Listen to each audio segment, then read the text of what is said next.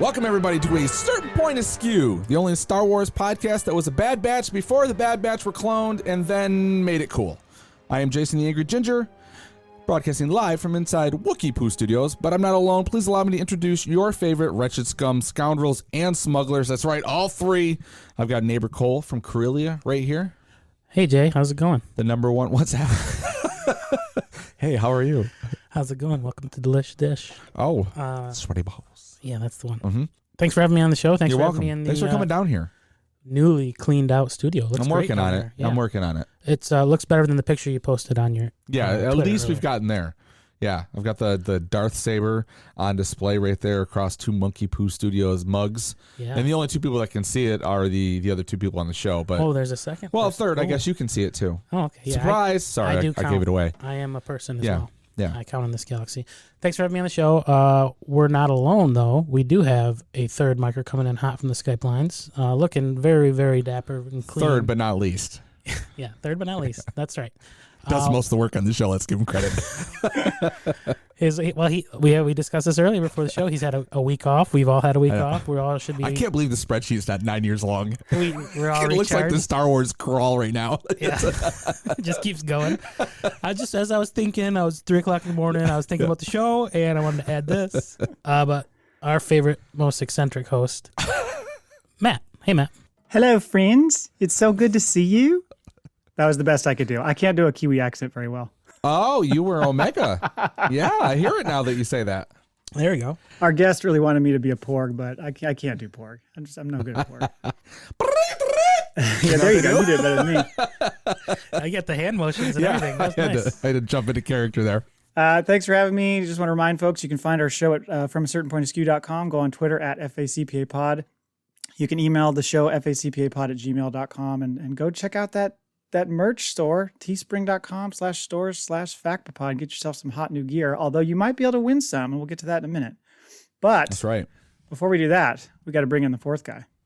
And that is, I'm going to say it wrong, Darth Pink City. What are you?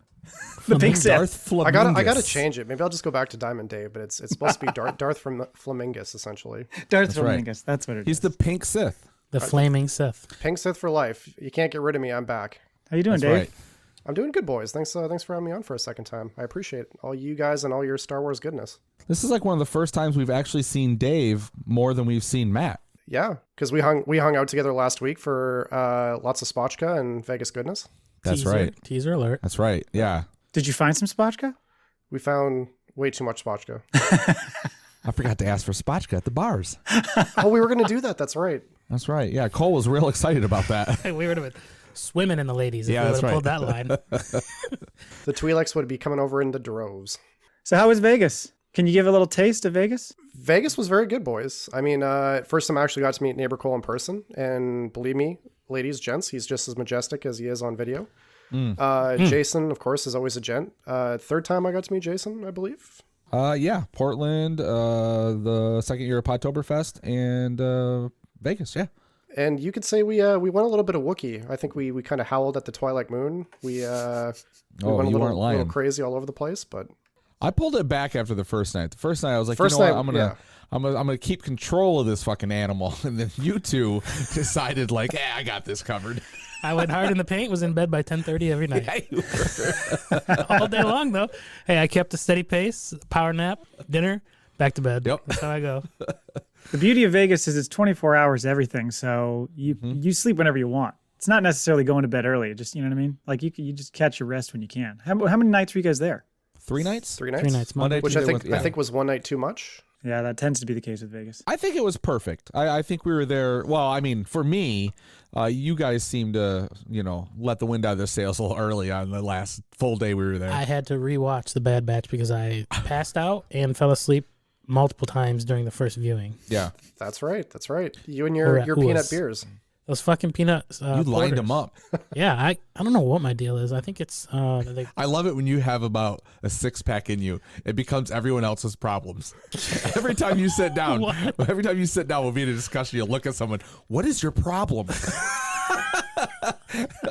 I was laughing. I do like that phrase. Yeah. Turn of phrase. What is your problem? What is your? Because I feel like you're judging. You're judging me. But in a fun way. I don't think you ever felt judged, did you? I don't remember if I did or not. You, okay? To be honest with you, I don't remember if I did or not. So we did get to have a breakaway, have a dinner over at your good friend Ua. Right? Yeah. Yep. He carted us around Vegas all over the place, and we went and watched the Bad Batch. And That poor man tacos. he should have signed up for an Uber license He like the took week us before out we got there. 4 or 5 times, didn't he? Like, all over the a place. day. Yeah. Yeah, Pretty much. But the second day we were there, we went over there for dinner. They cooked they had a spread, like tacos, everything you wanted. Star Wars then we theme, sat of down. course. Yeah, it was. Yeah, they had what is it? Darth Vader and Stormtrooper helmet, like ice cubes. Wow.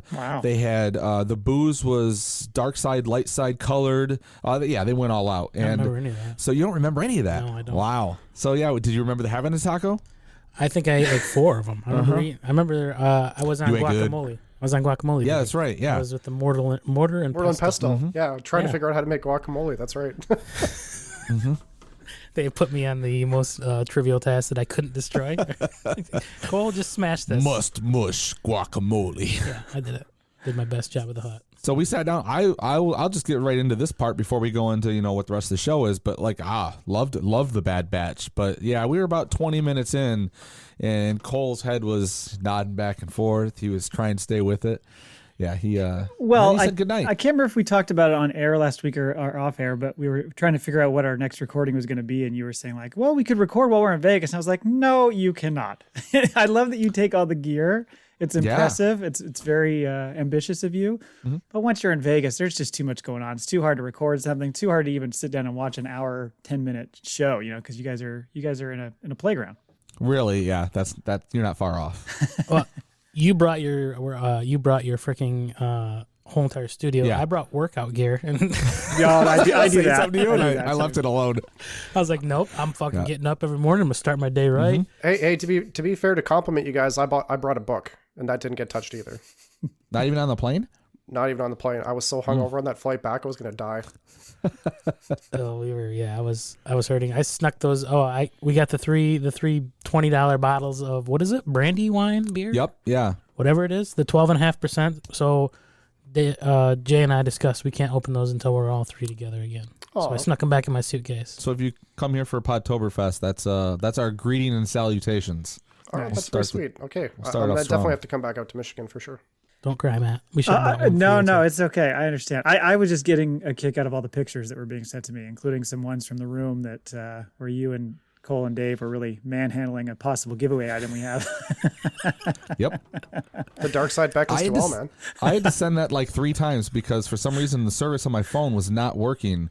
So I kept sending you the pictures to be like, hey, look we've got something new. And then I'd look at my phone later. I'm like, why is he not responding? Because usually you're pretty quick to respond. Yeah. And it was just red, like a little red exclamation point. So I gotta send it again. Yeah. Right. So yeah. But yeah, it looked like they were smoking a giant peace pipe. Exactly. Well, it looked like fun. Should we get into the giveaway? Should we talk about that? Yeah, I'm all for it. Okay. Well, how do you want to set this up, Dave? Because it's something that you found. I think what we decided before we started the show is that previously we had talked about how Dave had another Darksaber, because Dave was the maker of the first Darksaber. It does not have the sound, right? It's just a muted Darksaber, but it is the same visually, right? Yeah, so essentially what happened is when you guys did the Darksaber giveaway the first time, because I collect sabers, I ordered another one to make for myself because I wanted to add it to my collection because I think it's pretty cool. And what ends up happening in this household, which nobody admits to, is somebody likes to go and play with my sabers, and it's not me. I can guarantee you it's not me because they end up breaking them. It's your roommates. So what somebody did is they ended up not breaking the appearance of the saber, but they broke something on the inside, like the chip. So like it wouldn't power up. It wouldn't make any sound. So what I did is I gutted it. I just put a regular battery in it, and I put just a switch so that it still lights up, so you can still have some. All I'm seeing is Step Brothers. Like every time Dave leaves, whoever's in the house just runs over there like it's the drum set and just plays with all this shit. And then they're sweating and they run back to the couch. No, man, I wasn't doing anything. Let's just watching Cops. Funny enough, I get back from Vegas and I have a row of lightsabers, and I've got Luke Skywalker's from Disneyland or Disney World. That one was one of the first ones I bought. It's got hat marks on the hilt. That definitely wasn't done by me because once I do, I put them up. And of course, I go around the house because it's either my mom or my brother, and both of them had nothing to do with it. Could you imagine if your mom and your brother were just like lightsaber dueling in the fighting? background? Yeah. You need to get a I've security got the high camera. ground. It's over, Steven. You're getting really good at this, Mom. Oh man. You guys know how to yeah, party in Texas. I rebuilt the Darksaber to. Unfortunately, I don't have a spare board to put it at this time, but I thought, hey, it'd be another fun giveaway to do. So it's a refurbished Darksaber. refurbished.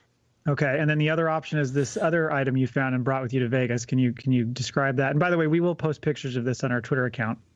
Correct. So this I found a good deal on a Darth Maul hilt, and I had this idea of what would have happened if you would have found Maul's lightsaber like at the bottom of like the ventilation shaft or where he fell down in Naboo. Okay. Because what I did is I took this and I kind of scored it and I made it look like it's got a bunch of like space grime on it and it's kind of like really worn and used. And I thought it'd be cool like an interesting display piece if somebody wants to take it and either put it on display in their office or on a shelf, or you can even if you've got the knowledge, you can install all the electronics and blades yourself into this kit. It's already like pre-arranged and good to go. What is this? This thing's almost 2 foot long. It's big. Yeah. She's a big boy. Yeah, That's your big boy. it looked like a flute.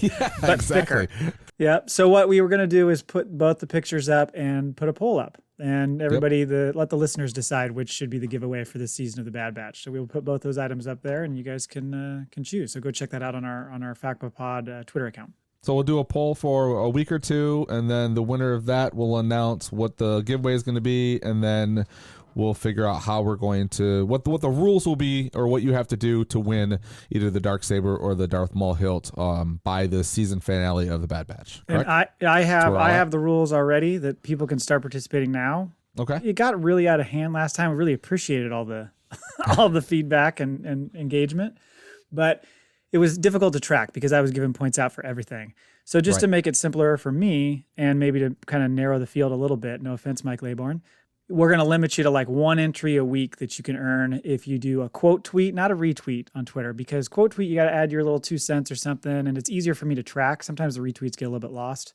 Okay. Or send a mail to the Maul Bag. So that gets you one entry, and you just get one per week. So you can send in as many as you want, but just one for the week. And then if you do a review on any podcast app you use, you'll get two entries for that. Boom. Right there. Yep. Easy peasy lemon squeezy. Start winning now. I hope you win one of the sabers. And whoever, we'll do a second and third place too. So when we do the drawing at the season finale, we'll draw a third place, a second place, and then a first. And second and third will get their choice for podcast merch. Perfect. All right. All right. The show.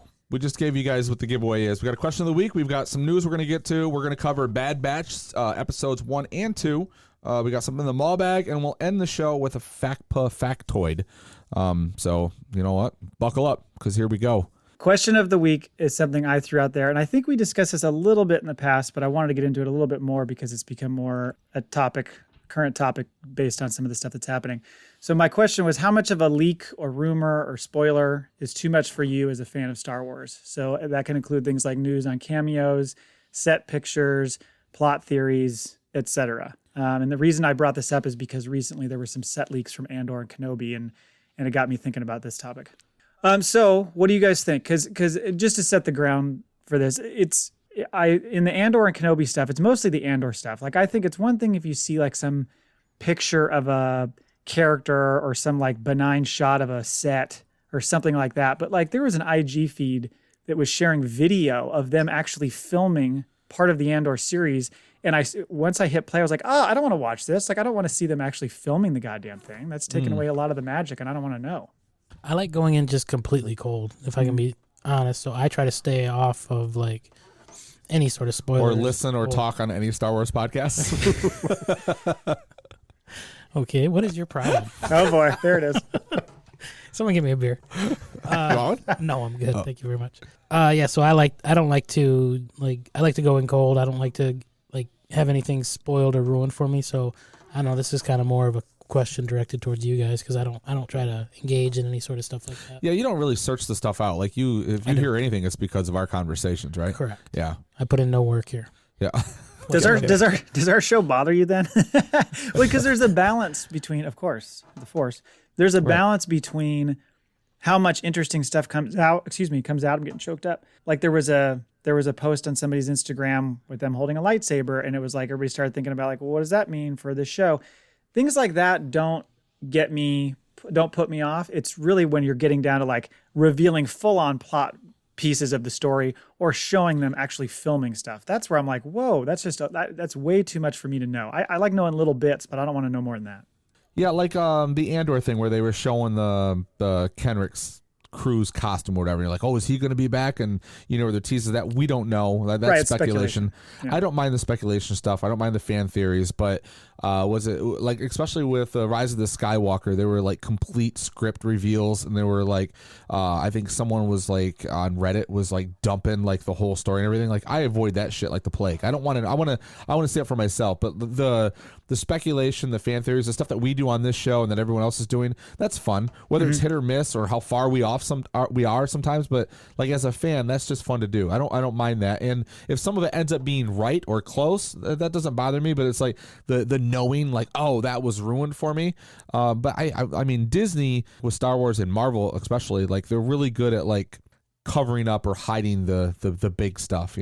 Some guys in costumes walking around. It doesn't look like there was any of the main actors. So like, well, okay, we're gonna see. And it takes place during that time, and we've already seen the movie, so we know what they're dealing with. It makes sense for it to be in there, right? Mm-hmm. But the rest of it, yeah, I don't want to know. Like, to me, actually, here you go. Like, there was footage of Obi-Wan and Anakin. Hayden Christensen and Gordon Lightfoot. What's his name? Ewan McGregor.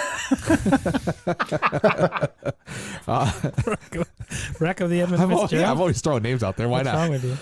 Ewan McGregor. There's a scene where it shows them fighting their asses off, and everyone's like, "Oh, that's cool." Hello, we're actually seeing what we're going, like on film, we're going to see Anakin and Obi-Wan fucking go at it again, which, Kathleen Kennedy already said, you're going to see the fight of the century again. That was enough. Like, not all of a sudden, but like no one's talking. I'm like, you were witnessing it right here. Like, save that stuff. But still, it was kind of cool to see. After all these years, it was kind of, it's a good tease. Yeah. Dave? I feel like speculation in teasers is a lot like a magic trick. When you see a magic trick happen, you're like, oh my God, that was awesome. Like, there's some mystery behind it. Like, you want to know, so you start thinking about it and trying to figure out, how they did it. But then once they kind of show you how it works, it just loses all its magic. And I feel like that's the same with like these type of things where, let's say we actually had a clip of Anakin and Obi-Wan, no CGI, just fighting on the street of Michigan or something as they were recording it. That would kind of take it out for me. Like, there's nothing for me to kind of see and build upon for the love of this universe that we have in Star Wars. So I think it's good to speculate. Speculate and discussion is always fun, but I don't want to see or know anything about any Star Wars stuff. And usually what happens is during drop day for like the Bad Batch, I usually stay off social media until I've actually seen it, in case some asshole's like, oh, blah, blah, blah happened. Very rarely can they kind of throw you off either, right? Like, or sometimes they can. I mean, it's kind of a mix. Sometimes like they'll show you something, and you're like, oh man, we can expect this, but then it'll be edited in such a way that it completely throws you off the storyline. So sometimes you get your hopes up for a certain story arc or a certain path to go down, and then twisted. Look at how much like speculation and like story development we were taking from the trailer, and then almost everything from The Mandalorian was like the first 3 episodes. Yeah, 3 or 4. Right. So like, oh yeah, they're gonna do this, and none of it was right. Well, yeah, or there were some of those bits that they released as part of the reels for Rogue One that they ended up cutting, and everybody's like, "Where's that scene where the TIE fighter comes up right on the?" Yeah, everybody gets mad about it. You lied to us. Yeah, no, we just refilmed the whole 3rd act. Well, and you shared that interview recently that Gordon did with Kimmel, right? And I thought that was great because he was like, he wasn't going to give anything away. Like, he's just basically like, I'm filming. He's talking about how they're using the volume. He doesn't even say, like, there was some joke about Darth Vader's dressing room, and he's like, I don't even know if he's on the show. And they're like, well, they announced Hayden Christensen's on the show. He's like, okay. Like, he is just totally staying out of it. And I appreciate he's staying safe. Yeah. Gordon Lightsaber Foot. Welcome to episode 27, The Wreck of the Edmund Fitzgerald. Well, for our listeners, let us know what you think, because I'm sure people have varying opinions on that. I think Twitter has kind of a rule of thumb that not everybody follows, that you gotta wait till at least like 48 hours before you say anything when an episode drops. That seems to be kind of the magic number that a lot of people follow. But yeah, it's too hard to avoid. It's the same as when you're like recorded a sporting event and you're like trying to stay away from that score. Yeah. my friends and I got to a point where it's like, don't text me anything. Like, I don't even want you to text and be like, have you watched? Because then I'm like, well, what the fuck? Then I start speculating. What happened? They lost. They won. There was some big moment at the end. Like, you start building up in your mind what might have happened, and it's just a waste of time. So It's never as good then. right. So let's get into the news. I love the news. Before we get to the aftermath episode of Bad Batch, let's talk about the aftermath of May the 4th. Yeah. Semi. They did release some stuff, not a lot. They of did. stuff. A very smidgen of something that could be very cool. Well, we speculated like crazy about what they what they were going to bring, and totally missed it. Our sources are horrible. Yeah. There was no, kind of upcoming series trailer or sizzle reel or anything. There was no. You had speculated about Star Wars Detours, and that didn't happen. And in the end, it was like, okay, there's some toy shit. There's like this Maggie Simpson short Simpsons, Star Wars thing that was like 2 minutes long. I don't know if you guys saw the other things, those vehicle fly-throughs and the biomes thing. Did you guys see those things that dropped on Disney Plus? No, what is that? Yeah, somebody posted on Twitter that last night. It's crazy. Yeah, the vehicle fly-throughs is just, I think it's the Millennium Falcon, and they do a Star Cruiser or something like that, a Star Destroyer. So it's just them going through and like showing like slowly moving the camera through, so you just see the fine details of these different ships. That's that. Then there's another thing called Biomes, which is one video, and it almost looks like somebody, like a creative, was screwing around and made this thing, and then they were like, well, we got nothing for May the 4th, so like, Jerry, can you put that out there? Like, sure, I guess it's done. But it's like, do they have, you've been to Disney World, I've been to Disneyland, I've been to Disney World, do they have that soaring ride? They had a ride in Disneyland called Soaring Over California. Yeah. So it felt a little bit like that, but you're sitting on your couch. It's like you're going over these different worlds and you're seeing creatures from the different series. It's cool looking, but it's like, it's slow, and it's like, that's it. Okay. What is the point? Yeah, kind of. Okay. Get yourself some lovely tea and sit back and just watch the Plains of Hoth or the Ewoks in Endor. I think Disney was really counting on us to live stream our May the 4th runs, and we really fucking Right, yeah. We let them down as much as they let us down. We dropped the ball. This was our big break, and you know what? We could have gone from 4 listeners to 8, and Hey, look, we let our listeners down as much as Disney let us down. That's fair. Yeah. There was an email from Mrs. Kennedy who was like, what the fuck? That was it. My job is on the line. WTF, FACPA. Yeah. I rely on you guys. The one thing that did come out, and this may be what Dave was alluding to, is the whole Galactic Star Cruiser hotel. Is that what you were talking about, the little piece of Star Wars lore that they've introduced. The new lightsaber? Let's talk about the lightsaber first, because that was kind of the intro or the beginning part of the teaser video for the Star Cruiser, which we can get into in a minute. But have you seen the whole like release they had of the patents that were filed for this stuff and how it works? Yeah. Yeah. So essentially what it is, and even from my own saber construction, is basically what it looks like they've done is, if you picture a tape measure and how you pull a tape measure out, like it coils up on the inside, but then the tape that comes out is very like strong and durable. It looks to me like they probably have a 3-system tape measure with some malleable material that then runs maybe a 3-tri strip of LEDs. And as the motor, it pushes it up. The only thing I haven't figured out is what they're using like for the blade cover. Maybe it's just like a flexible material, like a sock, if you want to think of it like that, as it extends. But it's pretty cool. I'm not going to lie. The only thing is if you look at the hilt is friggin' huge. Like it's a massive hilt. Yes. So this thing's got some like heft to it, but I mean, to have that thing go up. It looks like it's holding a football. Like, I mean, the thing is so round. Yeah, it's a big boy. And I mean, that technology will probably get better as they get into it. But I mean, just for somebody to press that and whole thing goes up, that's got to be a cool feeling. It's a Magnum condom. That's what sits on top. So just when it goes up, it keeps the light, inside that. I'm not familiar. What are those? I was so good at not using a sexual reference for the lightsaber, and then he goes into it. Well, Disney coming, Matt. Disney knows nerds aren't using condoms, so they just bought stock in it to use them. Plenty of condoms available. Yeah, it looks pretty cool. I mean, like you said, if the hilt's going to be that big, it's a little bit, I don't know. They need to get better with that design, because if you're having to hold that thing like a fucking tree trunk, then it kind of takes some of the allure away, don't you think? Absolutely. Also, did you guys see the Star Cruiser stuff? Yeah, you did not. So we talked about the hotel I was in before. Vegas. We talked about how we were going to celebrate our whatever number episode. 100th episode. Yeah. So there's a lot more details that came out. It sounds like it's coming out at the beginning of 2022. It's pretty interesting. Like it's totally immersive, which we talked I think about before. It's a 2-day experience. So it's basically 48 hours straight where you're in the zone. They're encouraging cosplay. Oh boy. Hell yeah. Pink robe's making a break, boys. The pink Sith arrives.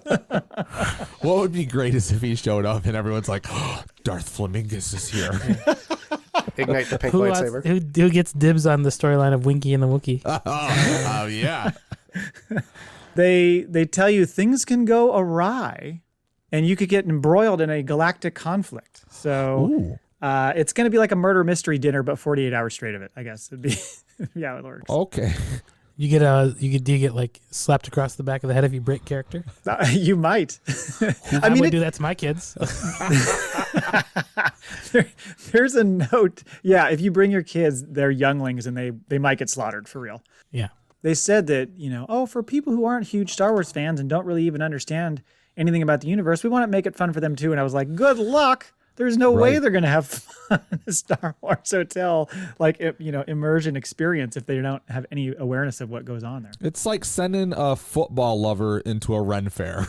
Or medieval times. Yeah.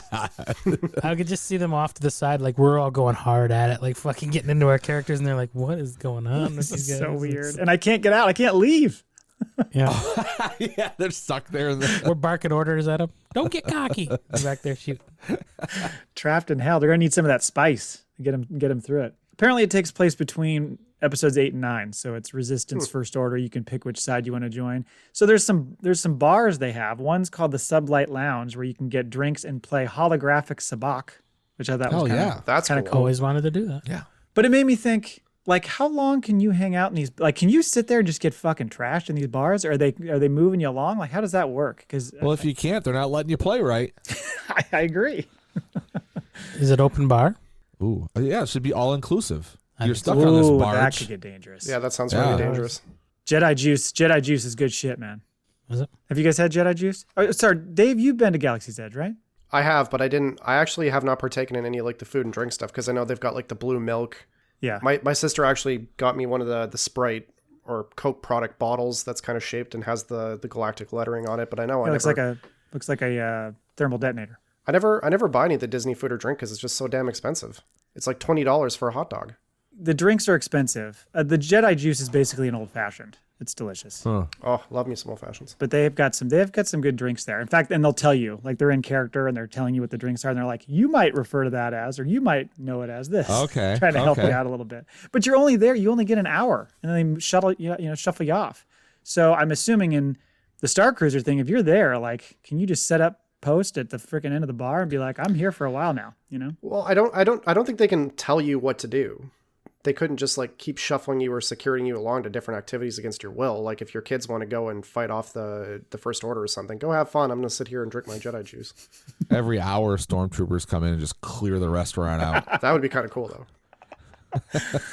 They also have a hyperspace lounge where basically you look out the windows and you go to these different worlds. Like you go to Endor, you go to Tatooine, you go by them and you see like familiar spacecraft go by. Okay.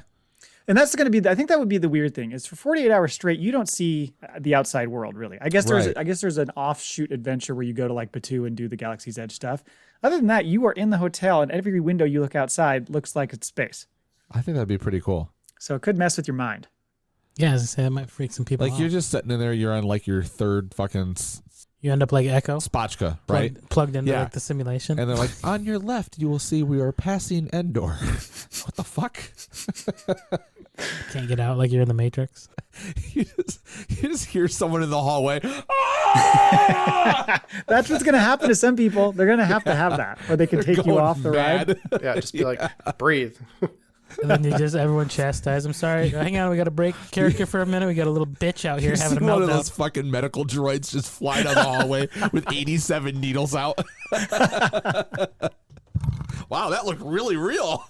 They should put you in like in a cell for a while just to calm you down and be like, look, you need to get your shit together because you got another 36 hours of this. You're Pretty ruining short this for a fun. stormtrooper. You're ruining this fun for your whole crew. The dining hall at night has like musical acts. I'm thinking Jizz Whalers. Oh. I'm thinking maybe I wrote it down. Figure and Dan and the Modal Nodes. That's the dun, dun, dun, dun, dun, dun. That's the Cantina band. Lots of fun stuff there. The only concern I have, well, I have many, but one is I've had the food at Galaxy's Edge. It's not so great. So my concern is you're going to get in there to this hotel, and I'm like, do they up their food game? Because if you're having to eat that stuff, like you can't order pizza, so you're stuck with whatever they're serving there, you know? I would think that the food will be more like a higher tier, right? Like if you're paying this much money to be like on a cruise ship, you know, you're gonna probably get hopefully finer dining than like the cafeteria shit they serve at Disney World. I would hope so. Yeah. Have they said what the cost is? We'll find out in 73 episodes. I don't know if they've said the cost yet. I'm gonna say. I thought we did. I thought it was like $3,000 a person for 2 days. Is that what it was? I thought it was something like that. Insanity. I guess we better start saving those fact bucks. Well, I saw you had a nice little payout ticket in Vegas, right? You got like $500, so just put that toward put that in your savings account and be ready to go.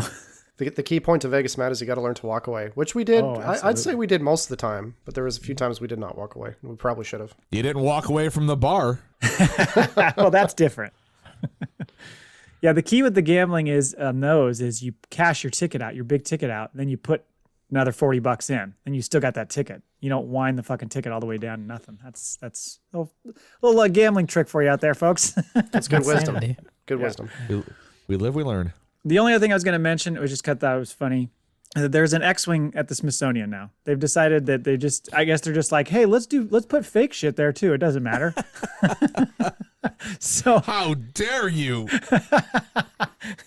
So I've been to this. There's an annex, basically an annex of the Air and Space Museum, not the one that's on the mall in DC, but it's out a little bit further out, and it's got kind of like all the other stuff that they can't fit in the main museum. And right now that's where it's going to be, the X-Wing, and they used it, I guess, in Rise of the Resistance, and eventually next year it's going to be transferred over and be hung from the ceiling at the Air and Space Museum, which just is crazy. Is this the same one that they talked about that Filoni said that was like during its travels or something? They got it for like 1 day to shoot. Oh, I don't know. The one they used for the Mandalorian filming? Yeah. I don't know if it was that one. I thought that was the one that was being used at the actual park, like at Disney World or Disneyland. That could be.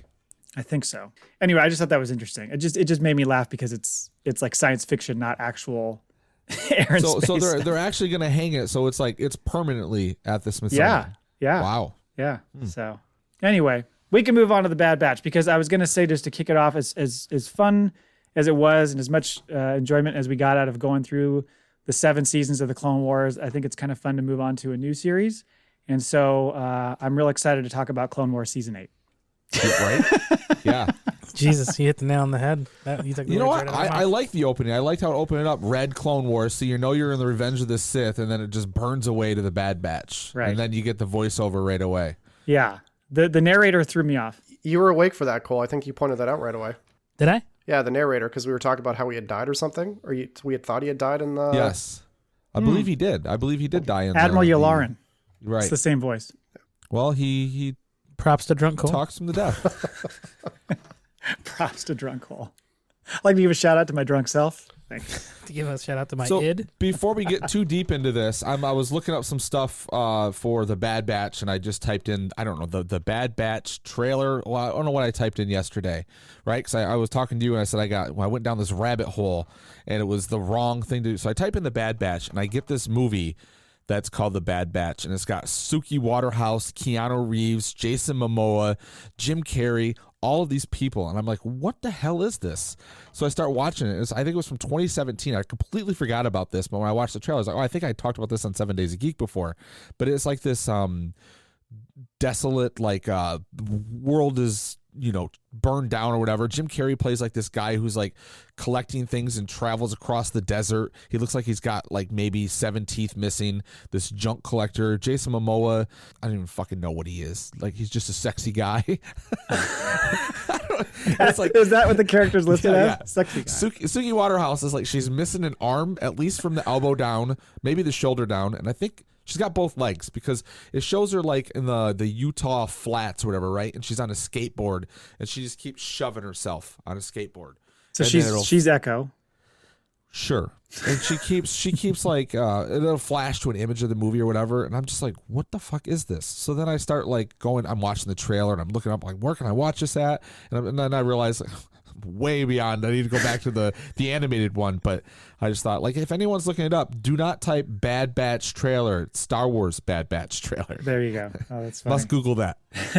Well, I'm excited about this era because as much as I've been able to enjoy more of the prequel stuff, having watched the Clone Wars and everything, the original trilogy is where is my comfort zone. So kind of, and we never got to see really I know with books and stuff, there's some of that, but never really got to see kind of the early days of the Empire and how it really kind of, threw its weight around and all that kind of stuff. So I'm excited that they're making that transition. They certainly are like, hey, remember us from Clone Wars? Here's all these callbacks. But it does feel like even in the first couple episodes, they're trying to sort of move in their own direction, which I like. They threw a lot into especially the first 70 minute. Like you got Clone Wars, you got Revenge of the Sith, you got, we wrapped up a bunch of exposition to get you where you are, whether you've seen the Clone Wars or not. And then boom, we're off and running into this I guess era of Star Wars we're not too familiar with. So like they threw it all in. I think they did a really good job in those 70 minutes. Like, you got a little bit of everything. Yeah, I think they wanted to get their hooks into you if you weren't a Clone Wars person, just to kind of catch you up and be like, so you kind of have the gist of what's going on here and can figure out what's going on going forward. And then they're going to kind of go forward and do their own thing. There's a couple shots in that opening crawl where they actually took scenes of Revenge of the Sith. Like there was one where Kenobi and Anakin are fighting Grievous on the ship before it goes down and they make that crash landing. They actually turned that into like the Clone Wars animation. It was like the same frame, like action for action. Yeah. Anakin comes up, cuts the Chancellor's like bindings off, and then it did a few more. I can't remember them all. But I was like, well, that's kind of cool because it kind of shows you that this animation, even though it's animation, is still what happens in real life in Star Wars. Right. Did some like shots from, I think they actually pulled shots from the Clone Wars series as well, like some of the past like episodes, right? I think I've seen some familiarity there. Well, they do really good at we talked about this, I think the last time we recorded was when they show you something when they're having like their hologram chit chats. You tend to see something from the other side of a hologram, like characters you didn't know were there. Or like in the Clone Wars, they showed Depu Dabadudu and Depa Balaba. That's what I said. And Caleb Dume. And Caleb Dume, right? Mm-hmm. And now this one you see just after they were at that meeting. It's always like a play on the hologram shit. Or like when we see the Emperor announce the Galactic Empire. It's the same speech he gives in Revenge of the Sith, but this time we see just the hologram version of him speaking to everyone on Kamino. Right. Yeah. So there's a nice tie in there. Yeah. Yeah. One of the things, of course, I think a lot of people picked up on is I'm thinking, okay, this is the next series after Mando. So, of course, we've got to do the like reluctant father and child story. Yeah. Right. And does every child that doesn't have a father and the father who's reluctant, are they always force sensitive? Because we'll get to it, but pretty sure. Maybe. My prediction was sort of 40% dead on. Yeah. When I saw this and they kind of started to develop that story, I just thought, if we get to Andor and there's a kid that he's got to take under his wing, you're like, come on now. Like, I understand it worked for Mando. You're bringing that along to get people into animation for the Bad Batch, but I think we can leave it there. So do we want a quick synopsis of the episode and then dive into our favorite parts? What do you want to do here? We could just walk through it. I think that usually works the best, just to kind of go blow by blow. You already mentioned that we started off with a very similar feel to a Clone Wars episode with the voiceover and all that stuff. But right out of the gate, they're like, I didn't remember Depa Balaba. I didn't know that I couldn't put that together that Caleb was her Padawan. But when she said my Padawan's coming, I'm like, oh, who's this going to be? And when the second he starts sliding down, I'm like, that's him. Like you just knew it. Yeah. And if you weren't sure, let's go ahead and use his adult voice, Freddie Prinze Jr. Why? Why not? They mature at such a young age. That didn't bother me though. It was nice to hear his voice again as the character. I mean, he definitely just went through puberty yesterday, if anything. Yes. But I like the mix that they put. I mean, you got Clone Wars, Bad Batch, and Rebels all in like 5 seconds of this show. Like, boom, it's all right there. And now here's the thing: if they're gonna go that far out, is it just a tease? Because I think they were smart. Like, if it was just to be like, look, it's a Star Wars show. Here's a Jedi that you might be familiar with, or the fact that we got to watch him get away. Do we see him again? Are we going to get more Caleb story and maybe him turning into Kanan throughout the Bad Batch? You think? I don't think so. I think No? I mean, again, my sources, Right. which are The the consultant. neurons in my brain, say no, only because I think they wanted to give the tie-in to Kanan. They wanted to show how the Bad Batch experienced Order 66. And so they Sure, threw that yep. kind of in as a fun little tie-in. And also I think to a degree they wanted to show the emotional impact it had on Hunter to see this kid be totally lost and confused and Yep. scared and be on his own. And that plays into how he reacts to Omega later. I like the introduction of the Bad Batch. Like he comes like wakeboarding down the hill or Right. whatever he's doing, like just skiing without skis, I guess, or whatever. And he's like, well, here's your assistants. And he's like, and they're like, well, where's the whole, they were expecting like a whole squadron and they get the Bad Batch. Just five are coming. Oh, And they great. they do this cool little, this little thing like where Crosshair's up there sniping them and then he shoots like these, I don't know, like magnetic things in between the tanks. And then Right. Wrecker like just starts like hulking one of the tanks over the edge. And then the droid's like, They "Oh, we're all gonna-" go. Yeah. So it's cool to watch their tactics. You got the knife, the Hunter using the knife. And It then, was a great introduction to all of it, yeah. Yeah, for sure. What I thought was interesting. Do you remember in Rebels, which we'll obviously get to after we do Bad Batch, but do you remember the Inquisitor doing an interrogation with Kanan? Yep, and he says, what were her last words? Yeah, and he says, run. And so Yep. it's the exact thing you see there. Now, I will say there are some people who have read the Kanan comic series who are pissed Right. that they It did changed. take place at night. They're so mad that they changed this little bit of detail about exactly how the Order 66 thing affects them. It's like, you're going to have to let that go. It's pretty close, you know? I think I've said it before. You're going to throw a stone in 7 different places and piss off some Star Wars nerd with some random fact of something. Yeah. But that was cool, though. That was really nice to see them. I could go either way. If they give us more, perfect. If not, it was a cool little just like, oh, there he is. And then, okay, that's enough for me. It's not to say that I don't think they won't show more Jedi, but I think they want to really tell the story of the Bad Batch in general. And so the Yeah. Jedi are just going to be kind of on the kind of an ancillary thing, you know? Well, they're dead now, so. Most of them Yeah. not really around. As he's going after Caleb, which I thought the way they showed him panicking and like looking around trying to figure out what the fuck was going on because his whole world just got turned upside down. I really liked the way they showed that, even though it's animation. Like the way his facial reaction was portrayed was really cool. And then Crosshair, of course, we first hear the utterance of what does he say? Good soldiers follow orders. It's like, oh Yeah. Yeah, they all seem to be. There's 5 of them, and 4 of them seem to be like kind of immune to Order 66. Uninhibited by inhibitors. But Crosshair just seems to be. It's more of his personality. Like he seems to be more of a follower, right? And it's not like. And then like they take him in and they enhance him a little bit later on in the episode. There was enough of it that was like whispering in his ear, I think, you know? Yeah. I don't know if they don't ever really explain it, whether or not it's just his personality or he's more of a follower or what. Well, I think with him repeating that line of dialogue, which that's a was good said point. in the Yeah. season 5 or 6 with the guy 6. who first, so I think that was sort of because we kind of talked about this when we were in Vegas, like that was a big thing. Oh, are any of them affected? Well, why is he acting? And we were like, kind of, I don't remember. You don't remember that, but Well, it comes down to like Hunter like chases Caleb down to that ravine and he jumps over and he tells Crosshair that he like stunned him midair. Right. And he did. Crosshair, you find out later, files like a report and it's like, Right. no, he let him go, like a little snitch. Fucking Crosshair's a little bit of a bitch. Yeah, he is. yes, I'm a big he fan of is. him. But I think like his character has definitely changed. I think when that thing went off, like there's enough change because he kind of starts going against his team, his brothers, right? You know, and we see like once it's cranked to an 11. Yeah, that's a problem. And then they come back to Camino and they learn that Grievous is dead and basically the war is over. And then we see the dead Jedi go by and drop their saber on the floor. And everybody started speculating on who that was. And a lot of people thought it might be Shaak Ti, but Shaak Ti died on Coruscant. So I'm not sure exactly how that would be the case. Yeah, why are they bringing the body? I just assumed it was Deepa. Oh, I didn't think about that. Depot? They came back. They were all sort of together, so maybe they just brought the Yeah, body back too. I think their hand was a different color though. It was like green or something, wasn't it? It looked different. I don't know, but there was a lot of speculation around it. There's like, I think they did deleted scenes from Revenge of the Sith where they showed Shaak Ti die and other ones where they showed it differently and stuff. So there's a lot of confusion about how that happened, but it was just kind of that moment of like, oh shit. And then that guy picks it up and is like, got a problem here? Nope. Yeah. We're good. Do you think it could have been a Jedi that was sent from the Jedi Temple to investigate? Do you remember that one episode of Clone Wars where the chip malfunctioned in the one dude's head, and they spent that whole kind of episode or two trying to like figure out why he went wrong?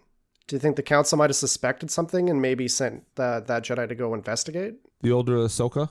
I can't remember. Shaak Ti was the older Ahsoka. Oh, okay. That is Shaak Ti. So she looks like Ahsoka. Yeah. Yeah, I was just clearing that up for the listeners. She was the one that was bossing around the medical, right? Or the main research later.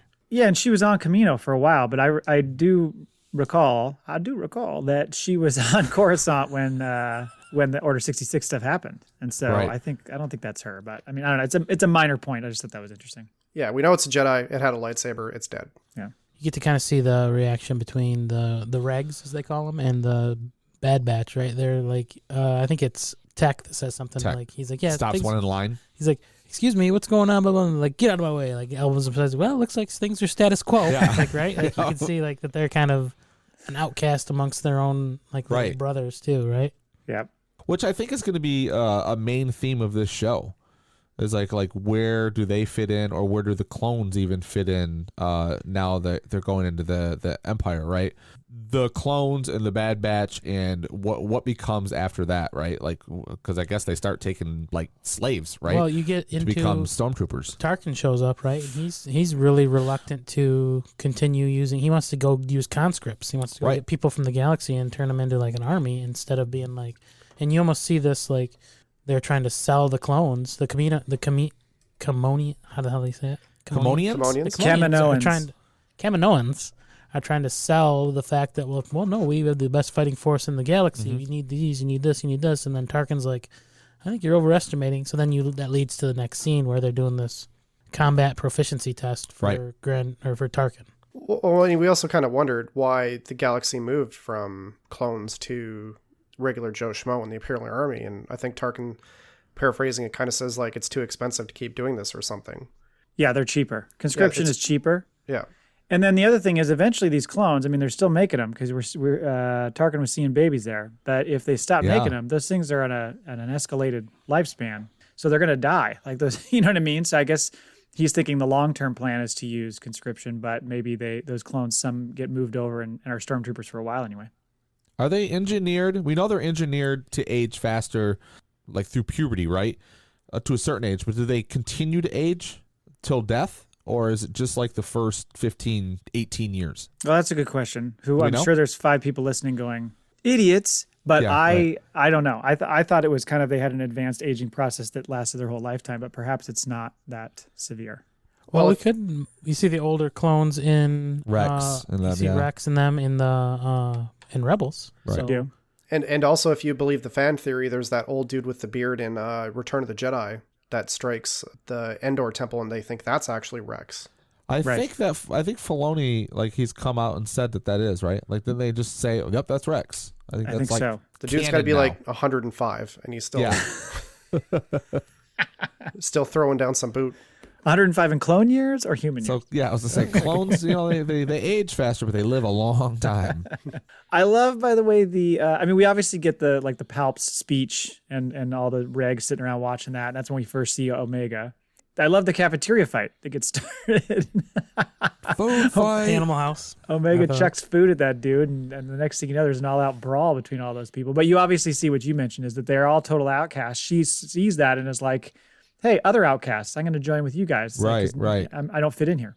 What's your take on her so far? Because we see her walking with the Camino lady. What's her name? Malase. Yes, and she's supposed to be a medical assistant, but there seems to be a lot more than just I need a medical assistant, a human. Towards the end too, the Kaminoans. You'll get there. We've found my kryptonite. The Kaminoans help them escape, right? They help. Nalase does, and then she Nalase tells the prime minister, that she escaped. She doesn't say I helped her. Oh, real quick before we push past it, I kind of got I've altered our deal, pray I don't alter it further vibe from Tarkin when he's like, your old contract was with the Republic. Yeah. It does no longer exist. I'm like, you fucking shrewd Right. business prick. Like, Yep. I was like, that's kind of a fucking dick move. Total dick move. Yeah, but after the fight, sorry, to answer your question on Omega, it's tough to say. I mean, like when Hunter first meets her, I think he says, "Where are your parents?" She's like, "Parents? What the fuck are you talking about?" Yeah. So you assume she was engineered there, but we're going to obviously find out a lot about her past and who she is over the course of this season. We could test our theory. Maybe she grows up really quick. She goes from like a 12-year-old to a 28-year-old in 2 episodes because the enhanced speeding of the... Well, I mean, she's definitely a clone. You would expect, yes, but she looks different and she's female. So what so do happened? the rest of the Right. so do the rest of the Bad Batch though too, because they don't look the same. They don't look like regular clones either. She's Right. she's Omega Skywalker. Oh boy, just throwing that out there. Before I get all the booze thrown at me, I think this might be Palpatine's way of pre-testing clone genetic or regeneticizing the Jedi Yes. before he starts making his kind of Snoke clones or whatever. She's like version 1.0 that survives. I thought you said snow clones. Snoke, Sorry, go not ahead. Snoke clones. Snow clones, snow clones. Snow clones. No licking the snow clones until they're of age. I think you mentioned this. Maybe it was you, Jay, when we talked last time about thinking maybe she's a Palps clone of some sort. She's somehow tied into him. I don't know. I don't know if that's true or not. I can't decide. Well, we know there's all the failed goings on in the Mandalorian, right? Mm-hmm. And there's a batch of clones that were made and that survived that were like force sensitive, but they didn't have metachlorians. Oh, Right. Yeah. And so that's like the search. So that would make sense why they're looking for anybody that's of like Jedi blood that they can use, which kind of brings in Baby Yoda, Grogu, right? So that's like batch number whatever. But I think this is one of the first ones that survives as like a human because so we'll get to this real quick. She is very, first of all, when they get into the gunfight at the end, she just picks up the gun and shoots it. When Yep. they're all in prison, she has the conversation with Crossfire, whatever his fucking name is. And she says, I know what you're going to do. Don't do it. And she doesn't say it like, I know what you're going to do. Like she's giving advice or she's feeling something. Like she says it like, I read your fucking mind. Yeah. I see what you're going to do. Like, I think there was something else that I don't remember if I wrote it down, but she's very, I don't know, like and the line where the prime minister says, what's he say? He says, until the Empire's intentions are made clear, don't say that she's missing. And then when they run into Saw and he says they say something about the clones, isn't it Saw? And he says, well, the Kamonionians, they don't do something for, there's a purpose, there's a reason for every time they clone something. I think Cut So says if that. she is a clone, there is like the Bad Batch, they all have their extra fucking, one's got strength, one can like shoot anything with his, his eyes closed and a gun under the pillow. They've all got, now what is her things? And I think she's the first one that has some type of force wielding powers. That was my prediction. I'm sticking with it. Well, what we get to is over the course of the 2 episodes is at some point text like she's the 5th. Like they reference that there's Right. 5 of us and she's the Yes. 5th because Echo is not. He's a reg. And then yes, Cut is the one I believe that says they never do anything without a reason. So there's okay, a that's reason what it she was. was designed that way. Yep. We just don't know why yet. So the episode kind of wraps up with you made a prediction that Crosshair is going to turn into the leader of the I think he's the first one. Dark Troopers. Death Troopers. Death Troopers. I'm Yeah. sorry, because he has so they change his helmet on him, right? He goes into an actual He comes all in black. all black, and he just tries to like stop the rest of the Bad Batch from leaving, and they put him in the MRI machine and intensify his reprogramming. And they bring back our favorite droid. AT? AZ3. Yeah. Yeah, I was AZ3. excited to see him return. And then of course he I'm gets like, how did he stunned. not end up on the ship? That's what I'm like. Come on. Like, do they go back to Camino and they get him? Because he's going to end up in the show. I'm telling you right now. They don't have a droid yet. There's a droid in every damn show. He's going to be on there. They don't bring him back for nothing. He should. He's one of my new favorite droids. I love him. He's very useful. He's got a lot of things that they could use him for. But he gets stunned and he's sitting there. I think a lot of people thought he might have been dead. I was like, no, droids are never dead. But yeah, he gets stunned and left behind. So who knows? We might see him again someday. Boys, best droid bay is clearly, I don't remember if it's this episode or the next one, it's the fucking Gonk droid that they're holding upside down and shaking. No, he was He was working out with it, wasn't he? He was doing curls. He was doing Record. curls with the gonk droid, and I was like, yes, Yeah. thank you for bringing back the gonk droid. It's just wiggling his feet, and he's sitting in the chair. Wrecker's such a meathead. I know. Really quickly, you mentioned how they went to Onderon and to look for insurgents, and then that's when they find Saw. Saw's looking good, man. I think a lot of the female listeners out there, watchers out there, were like, "Ooh, Saw, looking pretty good." Lies. Before he put on his COVID weight. Deceptions. I've got no uncanny valley here. Take me, Saw. But he explains he gives them kind of the rundown. He's like, think, morons. Like, basically, Palpatine is the one who orchestrated this whole thing because he wanted to get rid of the Jedi so he could take over power over everything. And they're like, Yeah. Makes you wonder what else they lied to you about, he says, right? right. And he says, he has a good line. He says, the Clone Wars may have ended, but a civil war is about to begin, which is Right. which is a nice line to kick off everything. And then he kind of, he takes off. So Then the Hoth droid shows up. that's right. He blasts that thing out of the sky. But you will assume that we're going to see Saw several more times in this series, I would think. Seesaw later. Seesaw. Seesaw? And then you mentioned them like getting out of the, getting arrested and getting out of that, which was kind of a silly little scene. And then you mentioned Crosshair's inhibitor chip getting intensified. When it came down to it, and Crosshair's like coming to arrest them as they're trying to leave, he takes that shot at Hunter's head, and I was like, "You dick!" Like, it immediately got me. I was pissed off. Like, you guys are boys. I don't care what you got in your head. That's a problem. Right. Yeah. He does the whole Saving Private Ryan sniper thing too, where he knocks Wrecker down, and then he's Yes. trying to use him as bait Yeah. for the rest of the clones. Like, he's like that German sniper in the tower that gets shot through the fucking scope in the eye. How long did it take before you looked at Hunter and you were like, oh, Sylvester Stallone? Oh, yeah, like Interesting. Rambo. Fucking Rambo. Yeah. Oh, okay. Yeah. I think that's definitely Just who he's now. based on because he's got obviously the wrist knife. He's got the red bandana. Well, somebody I saw in a write-up referred to him as looking like Solid Snake from that video game. What was that video game? Oh, called? okay. Metal Gear Solid. Yeah, okay. Metal Gear Yeah. Solid.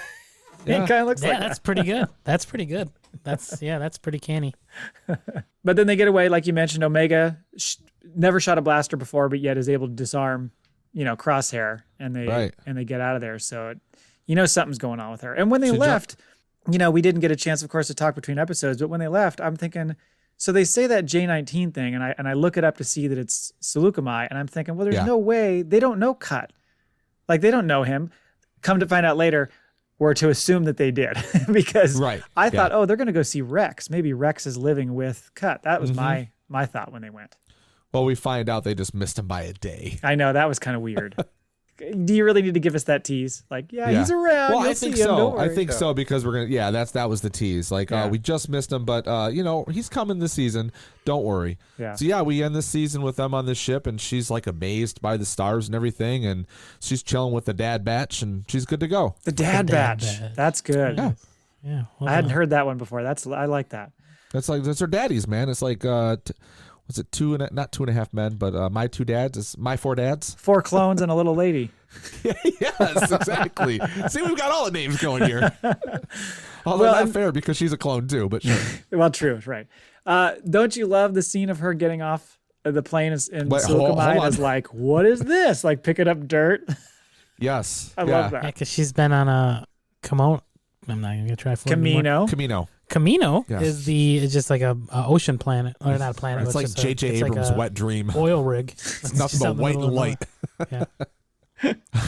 How has no one cut the 2 scenes together yet where she picks up the dirt and plays with it, and then there's Anakin. It's everywhere. Sand. Yeah. He's twitching his suit. But can we just point out real quick that like how cool the animation style's gotten? Yeah. So she's like kicking through the dirt and like you can see the particles of dirt as she drops it. It's just like, man, these guys have like animation has stepped its game up like tenfold since the Clone Wars movie originally. Like, man. Oh yeah. Get We lost in the talked beauty about of it. that last episode about how far they came to season 7 from that original movie that was just so clunky in every aspect, not just the visuals, but especially the visuals. I was expecting a little more, to be honest with you, from the animation. Like I thought there'd be another jump. Like it would be a lot smoother. I think this was made before the last season of Clone Wars. Like I think think they were so? already working on it, and then they went in, and they also had like time right, to do that last season of Clone Wars. Whether if they had 2 different animation groups, I don't know how they were doing, but like you're right, like those, especially the last 4 episodes we've done. I mean, those were amazing looking, and you're right. But they're under time schedule now. Like, right, we've got to produce episodes, we got to go, so that could have something to do with it. My guess is it's one or the other. Either they had all the time in the world, or it seemed more on par with the first part of season 7. Yes. The last 4 of season 7 was just special. Like that was just that they really spent a lot of time with that because that looked amazing. What did you guys think of the cut and run episodes, the second episode? Because I don't know, it kind of just missed for me. There wasn't a whole lot going on. It was kind of just a side mission. You didn't really get any purpose other than to like introduce Cut and his wife again. Well, I mean, there was the chain codes. Yeah, thing, right. It brought that into the story. how everyone's getting registered, like kind of Holocaust numbers. It gave Omega, like, she's definitely not like worthless. Like she's it's worth something. the whole purpose of that was to be like, you now have the option to leave if you want, and then she just she didn't have an option. She makes the choice. She made her own choice to stay. Right. The Bad Batch, the Dad Batch. Yep. Right? Yeah. So, yeah. I think it's meant to build on that Hunter relationship, that tie to the Dad Batch is, coming from the first episode where they were trying to throw so much at you, it was going to be a step down kind of no matter what, just to kind of get them started on their journey. Because as you know, in the end, they don't give us any hint toward what's happening next. They're just like, we're out of here and that's it. So we have no idea where they're going to go next. A lot like The Mandalorian. Yeah. Although this episode was very much like, it was like the 3rd or the 4th, the Sanctuary episode. The episode where he meets Cara Dune, right? Mm-hmm. Where there's sort of like this small little town, village or whatever. They're stuck in this hut, and although I will say it reminded me of like how well directed, because that was the first episode that really stood out when they introduced that character in the Clone Wars. Was it season 2? And it was sort of like that. It was shot like a horror movie. Remember, it was all those weird camera angles, and they were being attacked. Yeah. Same character, right? Because when I first saw it, I was like, oh, the kids are older. And then when they showed the guy, I was like, oh, this is exactly what we had seen him before. Right. I love when they go into town to like arrange transport, and I'm watching Hunter walk down the street with his fucking tattooed face and just with a hat on, and I'm like, that's it? Like, this is going to be way too easy for you to be spotted. Hey, you guys remember that guy from the match? That guy, he's right there. It's like Clark Kent. He puts a pair of glasses on. Right. Yeah. Like, come on, man. Let's do a little better than that. Do you think the inhibitor chips on the stormtroopers don't allow them to recognize themselves? Like they're just like doing the Empire's work now? Well, there's one point where he kind of questions them. He's like, just move on. Well, because you got to go. That one guy sees him and he's like, don't you look like... And then the guy's like, we got to fight. We got to go too. He's like, oh, okay, I got to go. So he kind of passes it off. But he definitely recognized him. So I think there was something to that. But the chain code thing you mentioned, just the big brother aspect of the Empire that they're enforcing now was interesting, especially since we got a lot of that in The Mandalorian. That was kind of where that first came up. Hunter kind of realizes he's no father. That's why he wants to try to leave her, because he's like, he watches Cut pick her up and like take care of her and ask her questions and like, use some empathy toward her. Whereas he's like, why'd you fucking do that? Yeah. And so he's treating her like a soldier, right? Yeah. Yes. It's like the Mandalorian leaving Baby Yoda behind. He's like, you know what? You can stay here and live with all these kids on the farm. Chain codes too is from the Mandalorian. They talk about that's what they're used to tracking everybody. Like all I have is this chain code. Remember they talk about that all the time. That's what happens with Bitcoin. Not Dogecoin? It's the beginning. That's also in Solo, right? Chain codes? Isn't there something to do with that when he goes and signs up for when they're him and what's her face are trying to escape? Kira? He's got the chain, right? Doesn't he have like a chain code that's she a fake asks one for him? For something and they say we don't have it. But I don't think it's a chain code. I thought chain code was introduced in Mandalorian. Maybe not. Could be. I don't know. I thought it was kind of cool, just like the childish wonder of Omega going to the planet and just like discovering a new world and what it's like to be a kid, playing ball. Right. And making a choice between, a safe life with a family and the family that she's chosen. Like, to me, it was kind of like, oh, this is the cool, like, heartfelt episode. Like, to me, it hit home quite a bit and I enjoyed it. On a very special Dad Batch. Let's get into your feelings a little more, Dave, on this. Let me get my robe. Have you been abandoned, Dave? Yeah, he was. The bastards left me. He was left in Canada. You left me in Canada. I know how she feels. It's okay. You're just like Omega. Oh God. Anyway, but yeah, I'm excited to see where it goes. I think there's a lot they can build on here. I think they set it up well. But I'm excited that it's new too. Like even when we were going through Clone Wars, having some awareness of what had kind of happened in those, it didn't feel like this new thing. So now that this thing's dropping every week and it's new for everyone, I don't know, it kind of ramps up the excitement level a little bit for the show. Agreed. So far, like, I've got no complaints. I mean, yes, it was a slower episode, but I thought there was a lot that was said and done with this, like thematically and just like getting some information across. So it kept me involved. But you're right, like the pace and like just the amount of stuff that they were throwing in that first episode was amazing. But like overall, I've got no complaints yet. I'm ready for episode 3. Let's do it now. It was certainly more of a character building episode, so that makes sense. Yeah. You got to do that at times, so I understand that. Did you guys have anything else, or you want to move on to the Maul Bag? I am all about your Maul Bag. Let's do it.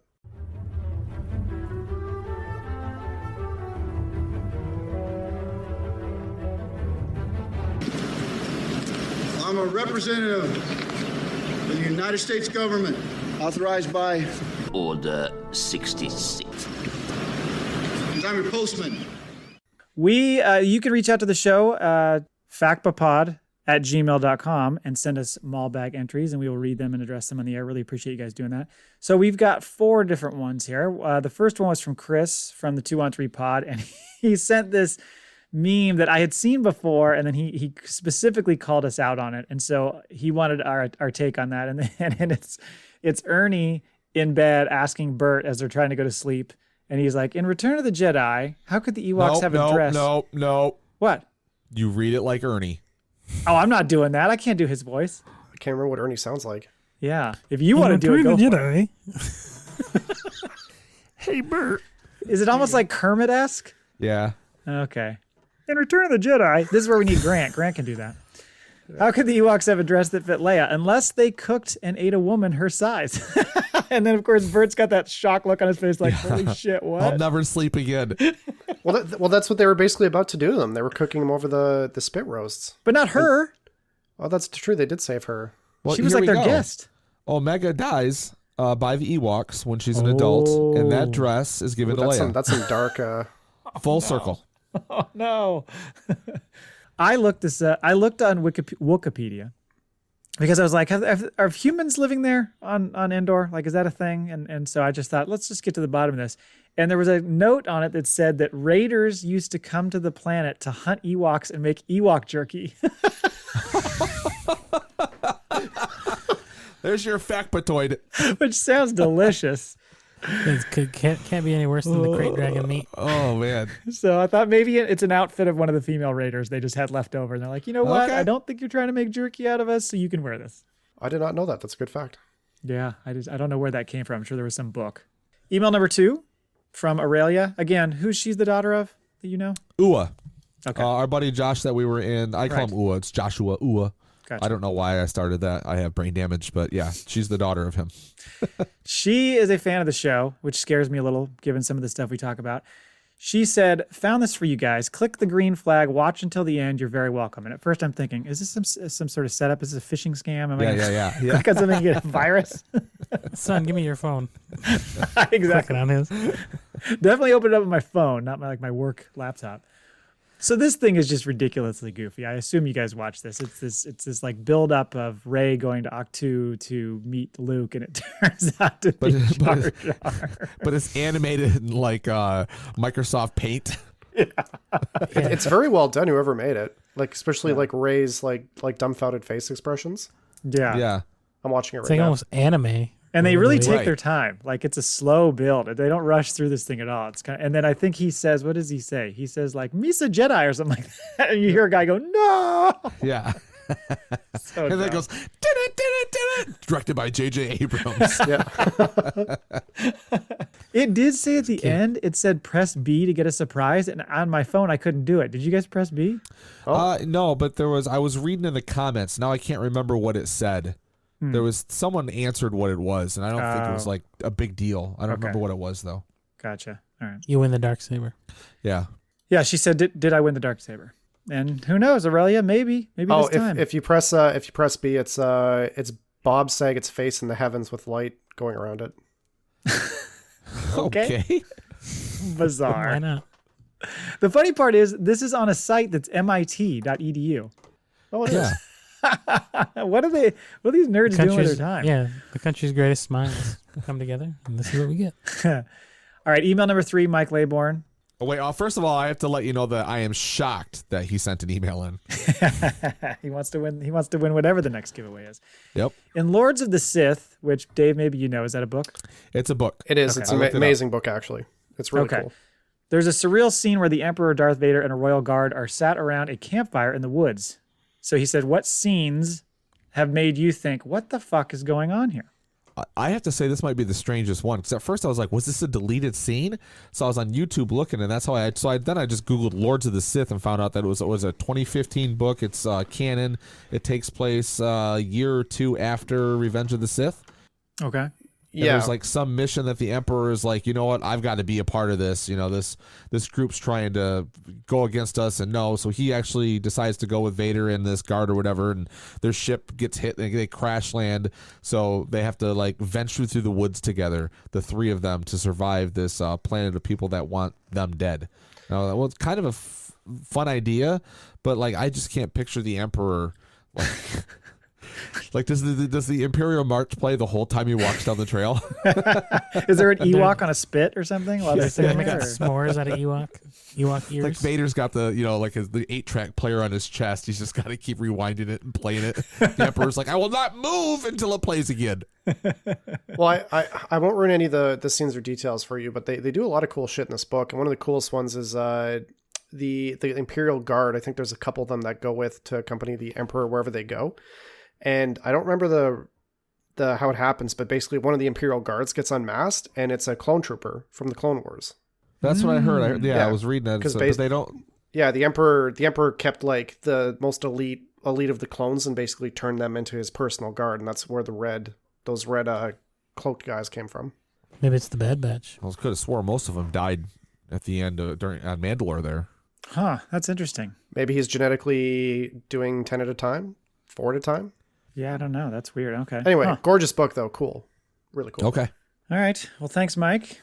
And the last one is from Ty from the Wayfinder podcast. He says, hey, if Master Yoda sanctioned you to train a class of younglings, what would be the very first lesson you'd teach them? Oh boy, what's this called? That just made me think of Beverly Hills Ninja, where Chris Farley's teaching Chris Rock how to become a ninja. And he's just like, quickly turns around, your enemy's back, can quickly become his friend. I don't know. It's just so that's you. You're the Chris Farley teaching the younglings. Yeah, that's okay. Me, running around with my ninja outfit on. I was gonna guess that maybe you should teach them how to like team together. So when a fucking maniacal Jedi traitor comes to your dorm, you actually can defend yourselves. I don't know. Right. That'd be one. Don't just say, what do we do? How about spreading out so one saber can't cut all 5 of your heads off at once? There you go. Maybe make it a challenge. Yeah. Lesson number 1, we're going to play hide and seek. Spread out. Swarm tactics. Maybe you train them to have more awareness so that like when there's a fucking Sith Lord operating on the same planet you're on, you actually can sense it and pick up on it until at the last second, like Yoda and all the rest of the crew did. I mean, come on. Get some intuition, kids. Yeah. Lots of things you could teach. I never had this realization about how bad the Jedi deteriorated from when I'm reading like the High Republic books I've just been going through. Because there's that cool scene in, I believe it's Revenge of the Sith, or maybe it's Attack of the Clones, where Mace Windu says to Yoda, maybe we should inform the Republic or Chant that our ability to use the Force has diminished. Yes. Because the Jedi had so many things that they had learned and that they had, gained through the Force, and it just kind of, it all vanished. Like they either all forgot it or they all lost it, or it became whatever their calling was now to how they serve the Republic. But I kind of thought that was interesting that the Jedi were so powerful wizards to now they could only push, pull, fight with lightsabers, and they couldn't see or predict the future or anything anymore. They were just whittled down because of their ignorance in the dark side. Well, it was it was Darth Plagueis. It was the Emperor clouding their judgment.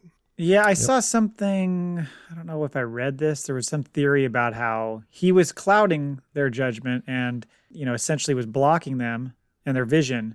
But once he revealed himself, it like opened up, it would have opened up their abilities, even more so. Yeah. So they were kind of being stunted and muted a bit, and they didn't even realize it. Well, right. the other thing that I don't think is revealed too much is the Jedi Temple on Coruscant is actually built on top of a Sith shrine. Huh? Yeah. the Jedi Temple on Coruscant, they built it above an ancient dark side shrine to encapsulate it, to seal it. But because of how powerful it was with the dark side, it began seeping up and basically corrupting the temple through that way too. This is like some poltergeist shit when they So- build so the house on top of it. Plagueis was just rejuvenating himself every night. Just shoot them dark side beams up my ass. It's like Pet Cemetery. I Yeah. am the Senate. Cool man. little fact for you that I know. Man, we're getting lots of facts. Speaking of facts, let's go to one more. Yeah, we got one more, which is a factoid from Mike. Speaking of Mike, thank you, Mike. He says Darth Vader had more than one full suit of armor. In one story, he used his spare suit as a distraction by using the Force to control it like a puppet. True story. What? That's cool. I need to see this animated I was going in to say, where's MS the Paint. animation for that? Like we just missed. Yeah. That is a bananas story. I'll say this before and I'll say it again. I think they missed a really big opportunity in Rise of Skywalker where Kylo Ren's on Mustafar and he's killing the cultists of Vader, whatever, to get the Wayfinder back. Yeah. I think Kylo should have gone to Vader's castle on Mustafar and walked through the halls, and you could see Vader's suits of armor and maybe some relics that he had. And then I think to get the Wayfinder, he would have had to use his Skywalker blood to open a vault to get it. But I think that would be kind of cool to see the behind the scenes of Vader's life in Mustafar that they easily could have tied in from Rogue One. That's just my little spiel about it. I resign. How are you not writing this shit? I like that. Turns out they open up the vault. There's a bunch of kiddie porn. Come on, Grandpa. He actually saved the younglings and raised them. Oh no, they're all There's a trapped vac in there. tube that's all just clogged up. Oh my God, what did you eat? Grandfather, I've lost a lot of respect for you. Not even the lava could melt these pipes. All right, we've run through episodes of season 1 of the Bad Batch, episodes 1 and 2. So thank you for listening, and until next time, Never tell us the odds. In our experience, there's no such thing as luck. A good soldier follows his orders. we have spoken.